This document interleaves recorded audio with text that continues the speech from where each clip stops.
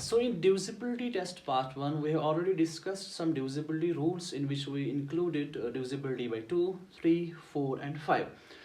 And now in today's video we are going to cover divisibility rule of 6, 7, 8, 9, 10, 11 and 12. So we are going to start divisibility rule by 6. Divisibility rule by 6. तो 6 का जो divisibility rule है वो बहुत ही ज़्यादा simple है. If A number is divisible by 2 and 3 then it's also divisible by 6. So if a number is divisible by 2 and 3 then it is divisible by 6 also. For example, I have a number 36.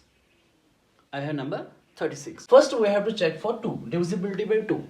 So if we will recall divisibility rule by 2, the number at one's place should be an even number. Here it's 6, so it's divisible by 2. Is it did? क्योंकि 6 जो है वो divide होता है किससे? 2 से. It's an even number. तो जब अगर वंस प्लेस पर इवन नंबर होगा तो हम कहेंगे इट्स डिविजिबल बाई 2. और 3 का जो डिविजिबिलिटी रूल है वो ये था कि हमने ऐड किया था नंबर्स को. 3 + 6. What is 3 + 6? इट्स 9. तो अगर ये 9 डिवाइड होता है 3 से तो हम कहेंगे 36 भी हो जाएगा डिवाइड किससे? 3 से. Now since 36 is divided by 2 as well as 3 then we can say that it's also divisible by 6. तो अगर कोई भी नंबर 2 से भी डिवाइड होता है और 3 से भी डिवाइड होता है तो हम कहेंगे ये 6 से भी डिवाइड होगा. divisibility by 7. अगर आप कोई भी नंबर ले लो, for example we are taking 504. तो divisibility by 7 जो है वो ये कह रहा है कि आपको जो लास्ट नंबर यानी कि यहाँ पर जो है 4 उसका दुगना लेना है यानी कि 2 times. What is 2 times 4? It's 8. 2 times 4 is 8. और जो बाकी जो नंबर्स रह गए व्हाट्स दैट? 50 है बाकी के नंबर जो रह गए. और जो 4 है लास्ट डिजिट उसका दुगना 2 टाइम्स, वो क्या बन गया? 8. इन दो को आपस में आपको सबट्रैक्शन करनी है, माइनस करनी है. That's 50 minus 8. What is 50 minus 8? It's 42. तो अगर ये डिफरेंस 7 से डिवाइड होगा तो हम कहेंगे ये जो पूरा नंबर है ये भी डिवाइड होगा 7 से. So we have 42. अगर आप 42 को देखोगे तो 7 * 7, 7 * 2 = 14, 7 * 3 = 21, 7 * 4 = 28, 7 * 5 = 35, 7 * 6 = 42. Yes, it's divisible by 7. तो हम कहेंगे ये जो 504 है ये भी डिवाइड होता है किससे? 7 से. तो 7 का जो रूल ये है कि जो लास्ट डिजिट होगा उसका दुगना लेना है. That's 2 times. 4 था तो मैंने दुगना लिया. 2 टाइम्स 4 इज इक्वल टू 8. और जो बाकी नंबर्स रह गए, बाकी कौन से नंबर है? 50 हो गया 50.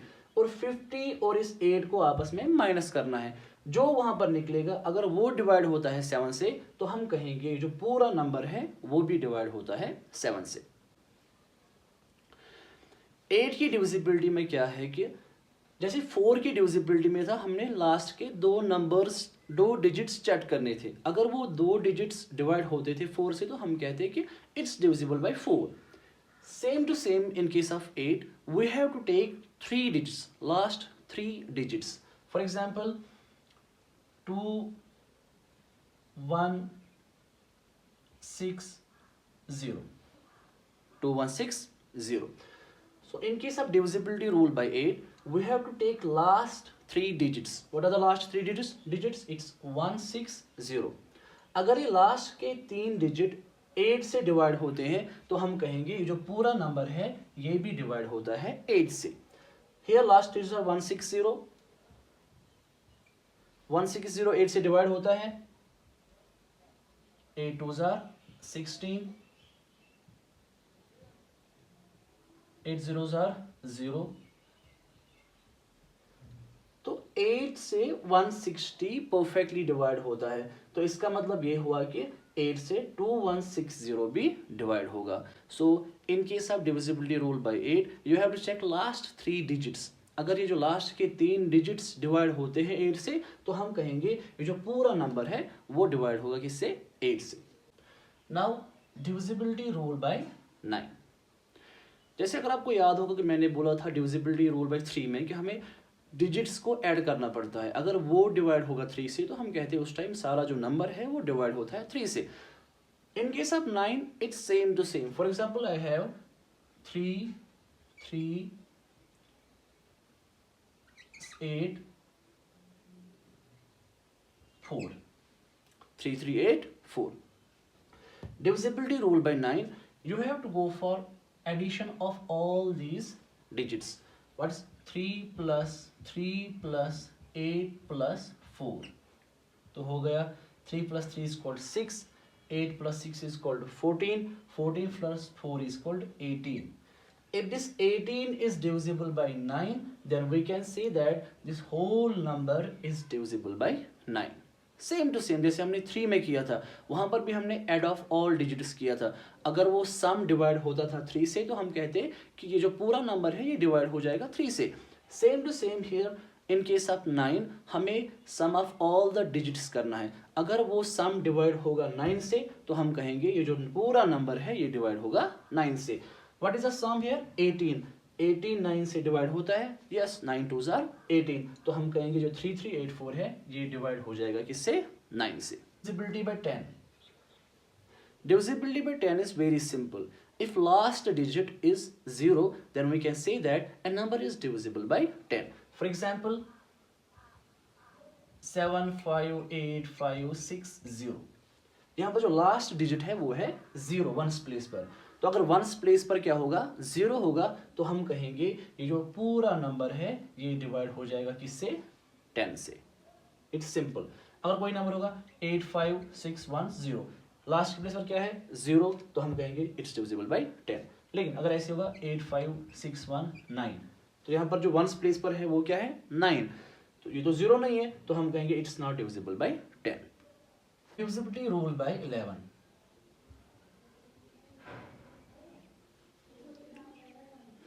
हम एक नंबर लेंगे 1 2 1 2 1 2 1 1 2 1. आपको पता होगा कि ये जो प्लेस है ये ऑड प्लेस, ये है even place. Odd place, even place, odd place और इवन प्लेस. ठीक है, हम इन ऑड प्लेसेस को अलग करेंगे. पहले ऑड प्लेस पर क्या है? 1, फिर ऑड प्लेस पर एक और 1, फिर ऑड प्लेस पर 2. इनको हम सम करेंगे. जो ऑड प्लेस पर नंबर है इनको हम आपस में सम करेंगे. वह है 2 + 1 + 1 इज इक्वल 4. ठीक है, odd place numbers, odd places. ऐसे हम करेंगे सम ऑफ इवन प्लेसेस. तो इवन प्लेस पर कौन कौन सा नंबर है? 2 1 and 1. 2 + 1 + 1 which is equal to 4. अगर इन दोनों का difference, if difference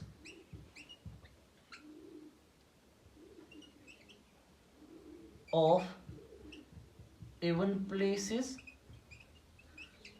and odd places is 0 or 11, then the number is divisible by 11.